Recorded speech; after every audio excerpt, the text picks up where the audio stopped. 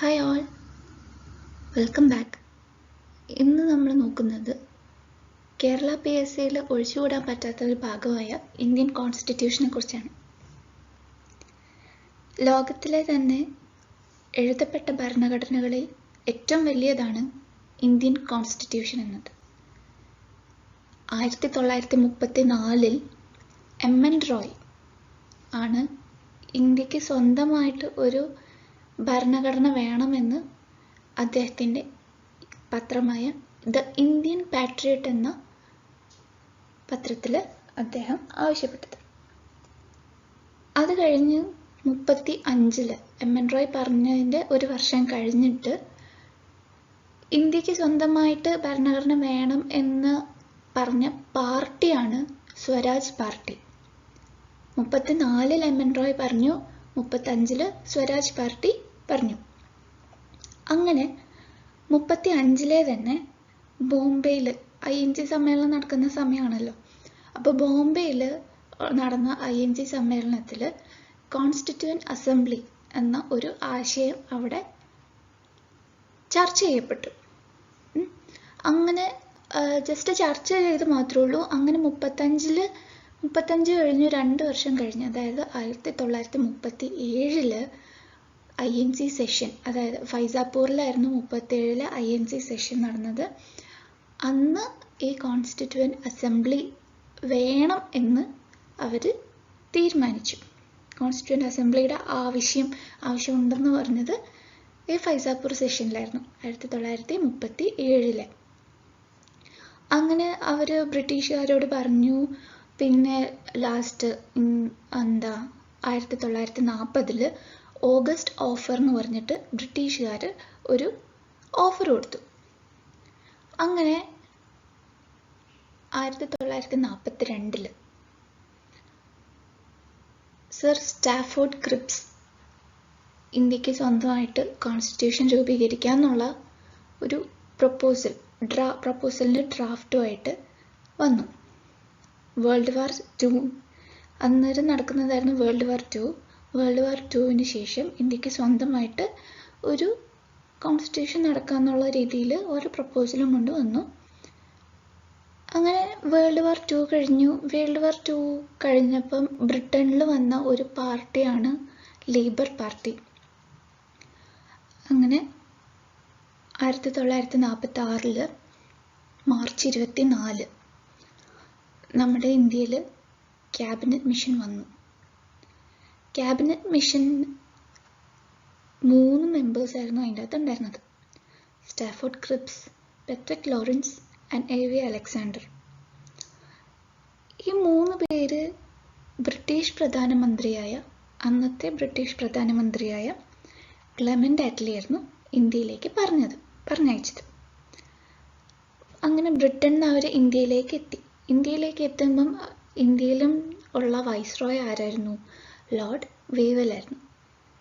അങ്ങനെ ഇവർ 3 പേരെയും ഇന്ത്യൻ വൈസ്രോയായി കണ്ടു. പിന്നെ ലാസ്റ്റ് ഡിസ്കഷൻ എല്ലാം കഴിഞ്ഞു. അങ്ങനെ കോൺസ്റ്റിറ്റ്യൂവൻ്റ് അസംബ്ലി രൂപീകരിക്കാൻ കാരണമായ ഒരു പ്ലാൻ കൊണ്ടുവന്നു, അതായത് ക്യാബിനറ്റ് മിഷൻ പ്ലാൻ. അത് 1946 മെയ് 16 ഈ ക്യാബിനറ്റ് മിഷൻ പ്ലാൻ വന്നത്. അങ്ങനെ കോൺസ്റ്റിറ്റ്യൂഷൻ അസംബ്ലി ഫോം ചെയ്യാനുള്ള നിയമം വന്നു.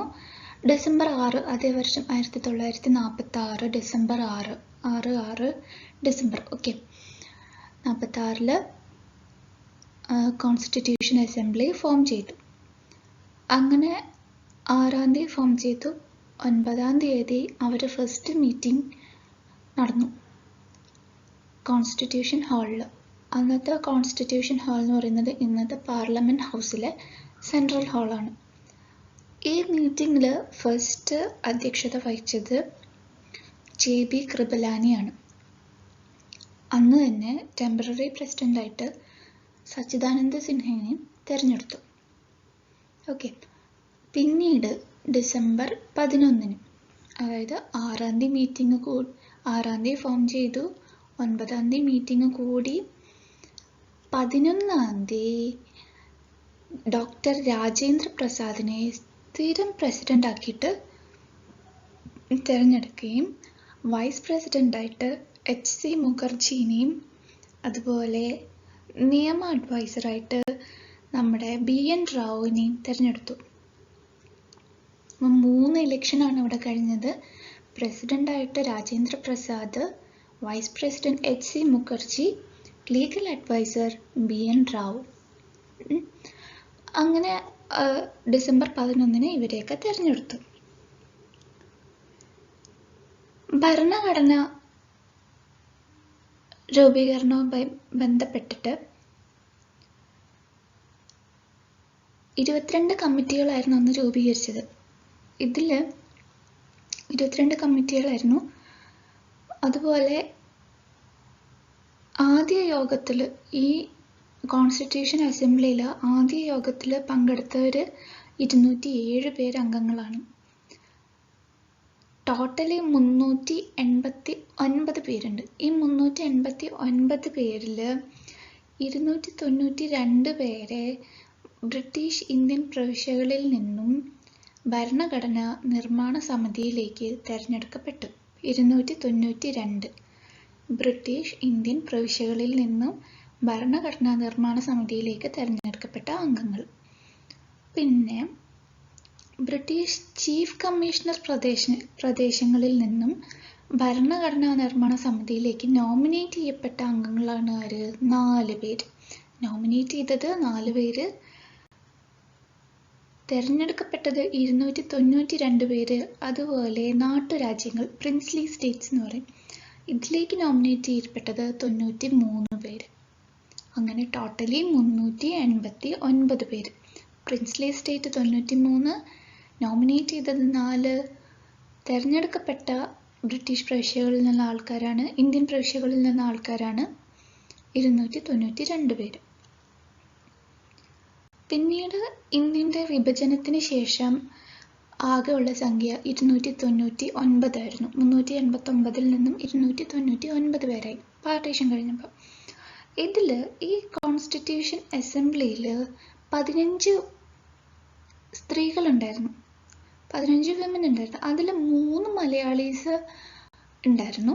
അപ്പം ക്വസ്റ്റ്യൻ വേണമെങ്കിൽ വരാം, ഇതിൽ 3ലും പെടാത്തത് ആരെന്ന് ചോദിച്ചിട്ട്. അപ്പം ഈ 3 മലയാളീസാണ്. ഒന്ന് അമ്മു സ്വാമിനാഥൻ, 2 ദാക്ഷായണി വേലായുധൻ, 3 ആനി മസ്ക്രീൻ. അമ്മു സ്വാമിനാഥൻ, ദാക്ഷായണി വേലായുധൻ, ആനി മസ്ക്രീൻ. ഇതിൽ ദാക്ഷായണി വേലായുധനാണ് ഏക ദളിത് വനിത. പിന്നെ അങ്ങനെ കോൺസ്റ്റിറ്റ്യൂഷൻ അസംബ്ലി ഒക്കെ രൂപീകരിച്ച് ഇത്രയൊക്കെ ആയി. ലാസ്റ്റ് നവംബർ 26, 1949 കോൺസ്റ്റിറ്റ്യൂഷൻ അഡോപ്റ്റ് ചെയ്തു, അംഗീകരിച്ചു. അതായത് നിയർലി 2 വർഷം 11 മാസം 18 ദിവസം എടുത്തിട്ടാണ് ഈ കോൺസ്റ്റിറ്റ്യൂഷൻ ഉണ്ടാക്കിയത്. അങ്ങനെ ഇത് നിലവിൽ വന്നത് 1950 ജനുവരി 26-നാണ്. ഓക്കെ, അപ്പോൾ ഈ 26 കേട്ടോ കോൺസ്റ്റിറ്റ്യൂഷൻ്റെ. 26 ആദ്യം അംഗീകരിച്ചു. ഈ അംഗീകരിച്ചതിൻ്റെ ഭാഗമായിട്ടാണ് ഇന്ന് നമ്മൾ ഇന്ത്യയിൽ ദേശീയ നിയമദിനം അതുപോലെ ഭരണഘടനാ ദിനമായിട്ട് നവംബർ 26 ആചരിക്കുന്നത്. ഓക്കെ, അതുപോലെ നവംബർ 26 കോൺസ്റ്റിറ്റ്യൂഷൻ അഡോപ്റ്റ് ചെയ്തു. പിന്നീട് ജനുവരി 26 അത് എഫക്റ്റീവായി, നിലവിൽ വന്നു. 2 വർഷം 11 മാസം 18 ദിവസം എടുത്തിട്ടാണ് ഇത് നിലവിൽ വന്നത്. ടോട്ടലി 64 ലക്ഷം രൂപ ഇതിനായിട്ട് ചെലവഴിച്ചു ഈ കോൺസ്റ്റിറ്റ്യൂഷൻ ഉണ്ടാക്കാൻ വേണ്ടിയിട്ട്. അതുപോലെ ജനുവരി 26 വേറെ ഒരു ഫാക്റ്റും കൂടി ഉണ്ട്. അതായത് INC പൂർണ്ണ സ്വരാജ് അവകാശപ്പെട്ടത് ഈ ജനുവരി 26-നാണ്. ഡേറ്റ് വ്യത്യാസമുണ്ട്. ജനുവരി 26, 1929-നാണ് INC പൂർണ്ണ സ്വരാജ് ആക്കിയത്. അത് ഞാൻ ഡേറ്റ് കണക്ഷനുമായിട്ട് പറഞ്ഞതേ ഉള്ളൂ. ഓക്കെ, ഈ കോൺസ്റ്റിറ്റ്യൂഷൻ അസംബ്ലി വർക്ക് ചെയ്തത് ഓരോ ഭാഗത്തിലും ഓരോ കമ്മിറ്റി രൂപീകരിച്ചിട്ടാണ്. അപ്പോൾ ഈ കമ്മിറ്റീസിൽ ഏറ്റവും പ്രധാനപ്പെട്ട, അതായത് ഭരണഘടന ഉണ്ടാക്കുന്നതിലും ഏറ്റവും പ്രധാനപ്പെട്ട കമ്മിറ്റിയാണ് ഡ്രാഫ്റ്റിംഗ് കമ്മിറ്റി. ഡ്രാഫ്റ്റിംഗ് കമ്മിറ്റിയിൽ ചെയർമാനായിരുന്നു BR അംബേദ്കർ. ഈ BR അംബേദ്കറിന് കീഴിൽ വേറെയും 6 പേരുണ്ടായിരുന്നു കേട്ടോ. അങ്ങനെ ടോട്ടലി ഡ്രാഫ്റ്റിംഗ് കമ്മിറ്റിയിൽ 7 പേരുണ്ടായിരുന്നു. ഈ ഡ്രാഫ്റ്റിംഗ് കമ്മിറ്റി നിലവിൽ വന്നത് ഓഗസ്റ്റ് 29, 1947, 1947 ഓഗസ്റ്റ് 29. അങ്ങനെ ഈ 7 പേരാണ് doctor BR Ambedkar, N. Gopalaswami Iyer, doctor KM Munshi, Alladi Krishnaswami Iyer, Syed Muhammad Saadullah, BL Mitter. ഇവരെ പിന്നീട് M. മാധവറാവു റീപ്ലേസ് ചെയ്തു. അതുപോലെ DP ഖൈത്താൻ, അവരെ പിന്നീട് TT കൃഷ്ണമാചാര്യ റീപ്ലേസ് ചെയ്തു. ഒന്നുകൂടെ doctor BR Ambedkar, N. Gopalaswami Iyer, KM Munshi, Alladi Krishnaswami Iyer, Syed Muhammad Saadullah, BL Mitter. പിന്നീട് അത് റീപ്ലേസ് ചെയ്തത് M. മാധവറാവു ആണ്. പിന്നെ DP ഖൈത്താൻ, അവരെ റീപ്ലേസ് ചെയ്തത് TT കൃഷ്ണമാചാര്യ. ഭരണഘടനാ നിർമ്മാണ സമിതിയിൽ ലക്ഷ്യപ്രമേയം, അതായത് ഒബ്ജക്റ്റീവ് റെസല്യൂഷൻ അവതരിപ്പിച്ചത് ജവഹർലാൽ നെഹ്റു ആണ്. ഡിസംബർ 13-നാണ് അദ്ദേഹം അവതരിപ്പിച്ചത്. പിന്നീട് ഇത് ജനുവരി 22, 1947, 46 ഡിസംബറിനായിരുന്നു അവതരിപ്പിച്ചത്. 47-ന് അത് അഡോപ്റ്റ് ചെയ്തു, ജനുവരി 22-ന്. ഈ ഒബ്ജക്റ്റീവ് റെസല്യൂഷൻ അല്ലെങ്കിൽ ലക്ഷ്യപ്രമേയമാണ് പിന്നീട് കോൺസ്റ്റിറ്റ്യൂഷൻ്റെ പ്രിയാമ്പിളായിട്ട് മാറിയത്. ഈ കോൺസ്റ്റിറ്റ്യൂഷൻ്റെ ഗാർഡിയൻ, അതായത് കാവൽക്കാരൻ എന്ന് പറയുന്നത് സുപ്രീം കോർട്ടാണ്. അതുപോലെ കോൺസ്റ്റിറ്റ്യൂഷൻ്റെ ഫാദർ എന്ന് പറഞ്ഞാൽ BR അംബേദ്കർ ആണ്. ഈ BR അംബേദ്കറിനാണ് മോഡേൺ മനു, ആധുനിക മനു, അതുപോലെ ആധുനിക ബുദ്ധ, മോഡേൺ ബുദ്ധ എന്ന് വിശേഷിപ്പിക്കുന്ന ഡോക്ടർ BR അംബേദ്കർ. ഡ്രാഫ്റ്റിംഗ് കമ്മിറ്റീൻ്റെ ചെയർമാനായിരുന്നു അദ്ദേഹം. അദ്ദേഹത്തിൻ്റെ ജന്മദിനമായ ഏപ്രിൽ 14-നാണ് നമ്മൾ വാട്ടർ ഡേ ആയിട്ട്, ദേശീയ ജലദിനമായിട്ട് ആചരിക്കുന്നത്. അതുപോലെ അദ്ദേഹത്തിൻ്റെ ചരമദിനം ഡിസംബർ 6-ന് മഹാപരിനിർവാൺ ദിനമായിട്ടും നമ്മൾ ആചരിക്കുന്നു. ഡിസംബർ 6-ന് മഹാപരിനിർവാൺ ദിനം, ഏപ്രിൽ 14-ന് വാട്ടർ ഡേ. ഓക്കെ. അതുപോലെ പ്രിയാമ്പിളിൻ്റെ ശില്പി എന്നറിയപ്പെടുന്നത് നെഹ്റു ആണ്. കോൺസ്റ്റിറ്റ്യൂഷൻ്റെ പ്രധാനപ്പെട്ട ശില്പി എന്ന് പറയുന്നത് BR അംബേദ്കർ. ഓക്കെ, മാറിപ്പോരുത്. പ്രിയാമ്പിളിൻ്റെത് നെഹ്റുവും കോൺസ്റ്റിറ്റ്യൂഷൻ്റെത് അംബേദ്കറുമാണ്. മുൻപ് പറഞ്ഞതുപോലെ ഭരണഘടന ഉണ്ടാക്കിയത് 22 കമ്മിറ്റീസ് ആയിട്ട് ഡിവൈഡ് ചെയ്തിട്ടാണ്. അതിൽ മെയിനായിട്ടുള്ള കമ്മിറ്റീസാണ് യൂണിയൻ പവർ കമ്മിറ്റി, അതുപോലെ യൂണിയൻ കോൺസ്റ്റിറ്റ്യൂഷൻ കമ്മിറ്റി. പവറും കോൺസ്റ്റിറ്റ്യൂഷനും, ഇത് 2 കമ്മിറ്റിയും ജവഹർലാൽ നെഹ്റുവിൻ്റെ കീഴിലായിരുന്നു. നെഹ്റുവിൻ്റെ കീഴിലായിരുന്നു യൂണിയൻ പവർ കമ്മിറ്റിയും അതുപോലെ യൂണിയൻ കോൺസ്റ്റിറ്റ്യൂഷൻ കമ്മിറ്റിയും. പിന്നെ സർദാർ വല്ലഭായ് പട്ടേൽ, അദ്ദേഹത്തിൻ്റെ കീഴിലായിരുന്നു പ്രൊവിൻഷ്യൽ കോൺസ്റ്റിറ്റ്യൂഷൻ കമ്മിറ്റി, പ്രൊവിൻഷ്യലും അതുപോലെ ഫണ്ടമെൻ്റൽ റൈറ്റ്സിൻ്റെ advisory committee. Okay, Sardar Vallabhbhai Patel. ഈ ഫണ്ടമെൻ്റൽ റൈറ്റ്സിൽ സബ് കമ്മിറ്റീസ് ഉണ്ടായിരുന്നു. ഫണ്ടമെൻ്റൽ റൈറ്റ്സിൻ്റെ സബ് കമ്മിറ്റിയിലാണ് JB കൃപലാനിയും, അതുപോലെ മൈനോറിറ്റീസിൻ്റെ സബ് കമ്മിറ്റിയിൽ അധ്യക്ഷനായിരുന്നു HC മുഖർജി. ഓക്കെ, പിന്നെ അതുപോലെ ഡോക്ടർ രാജേന്ദ്ര പ്രസാദിൻ്റെ കീഴിലായിരുന്നു പ്രൊസീജിയർ കമ്മിറ്റി, സ്റ്റിയറിംഗ് കമ്മിറ്റി, അതുപോലെ ad hoc committee on the national flag.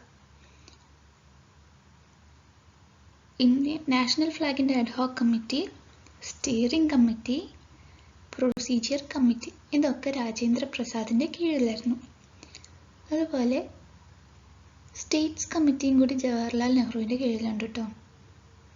പിന്നെ നമ്മൾ നേരത്തെ പറഞ്ഞ drafting committee doctor BR Ambedkar. പിന്നെ ഹൗസ് കമ്മിറ്റി, അതാണ് പട്ടാഭി സീതാരാമയ്യയുടെ അവരുടെ കീഴിലുണ്ടായിരുന്നത്. ഇതാണ് ഇമ്പോർട്ടൻ്റ് ആയിട്ടുള്ള കമ്മിറ്റീസ്. മാറിപ്പോവാണ്ട് ശ്രദ്ധിക്കുക. ജവഹർലാൽ നെഹ്റുവിൻ്റെ കീഴിൽ മൂന്നെണ്ണം ഉണ്ടായിരുന്നു. ഒന്ന് union power, constitution, state. Power, constitution, state. Okay. പിന്നെ സർദാർ വല്ലഭായ് പട്ടേലിൻ്റെ 2 എണ്ണം, ഒന്ന് പ്രൊവിൻഷ്യലും പിന്നെ ഫണ്ടമെൻ്റൽ റൈറ്റ്സ്, മൈനോറിറ്റീസ്, ട്രൈബൽസ്, അതിന് അഡ്വൈസറി കമ്മിറ്റി ആയിട്ട് വല്ലഭായ് പട്ടേലും. ഈ വല്ലഭായ് പട്ടേലിൻ്റെ കീഴിൽ സബ് കമ്മിറ്റി, ഫണ്ടമെൻ്റൽ റൈറ്റ്സിൻ്റെ സബ് കമ്മിറ്റി JP കൃപലാനി, മൈനോറിറ്റീസിൻ്റെ HC മുഖർജി. അതുപോലെ doctor Rajendra Prasad, rules of procedure committee, steering committee, national flag ad hoc committee, ഇതൊക്കെ രാജേന്ദ്ര പ്രസാദിൻ്റെ കീഴിലാണ്. BR അംബേദ്കർ ഡ്രാഫ്റ്റിംഗ് കമ്മിറ്റി, അതുപോലെ ഹൗസ് കമ്മിറ്റി ആയിട്ട് B പട്ടാഭി സീതാരാമയ്യയുടെ അവരുടെ കീഴിലായിരുന്നു. ഈ ഭരണഘടനാ രൂപീകരണമായിട്ട് ചില ഇമ്പോർട്ടൻറ്റ് ഡേറ്റ്സ് ഓർത്തിരിക്കാനുണ്ട്. അതായത് നമ്മുടെ national flag, national anthem, national song, ഇതൊക്കെ അംഗീകരിച്ച ഡേറ്റാണ്. നാഷണൽ ഫ്ലാഗ് അംഗീകരിച്ചത് 1947 ജൂലൈ 22-നാണ്. നാഷണൽ ആന്തം ജനഗണമന ജനുവരി 24-ന് 1950-നാണ്. അതായത് കോൺസ്റ്റിറ്റ്യൂഷൻ നിലവിൽ വരുന്നതിൻ്റെ 2 ദിവസം മുന്നേ. അതേ ദിവസം തന്നെയാണ് നാഷണൽ സോങ്ങായ വന്ദേ മാതരം കൂടി സ്വീകരിച്ചത്. ഇതേ ദിവസം തന്നെയാണ് ഡോക്ടർ രാജേന്ദ്ര പ്രസാദിനെ ഫസ്റ്റ് പ്രസിഡന്റ് ഓഫ് ഇന്ത്യ ആയിട്ട് തിരഞ്ഞെടുത്തത്. നമ്മളിപ്പോൾ ഫ്ലാഗിൻ്റെ കാര്യം പറഞ്ഞു. ഇതിന് മുന്നേയും നാഷണൽ ഫ്ലാഗ് ഉണ്ടായിരുന്നു. അതിൽ ഫസ്റ്റ് ടൈം ത്രിവർണ്ണ പതാക ഫസ്റ്റ് ടൈം ഹോസ്റ്റ് ചെയ്ത് 31 ഡിസംബർ 1929-ലാണ്. Okay. Stay tuned for the next video. Constitution കഴിഞ്ഞിട്ടില്ല, ജസ്റ്റ് അതിൻ്റെ പ്രധാനപ്പെട്ട കാര്യങ്ങൾ മാത്രമേ പറഞ്ഞിട്ടുള്ളൂ. ഇനിയും കോൺസ്റ്റിറ്റ്യൂഷനിൽ അതിൻ്റെ പാർട്സ്, ഷെഡ്യൂൾസ്, ആർട്ടിക്കിൾസ് ഇതൊക്കെ ഡിസ്കസ് ചെയ്യാനുണ്ട്. So stay tuned. ഇനി നിങ്ങളുടെ സജഷൻസ് കമൻറ്റ് ബോക്സിലൂടെ അറിയിക്കാം. Thank you for watching. Stay tuned. By.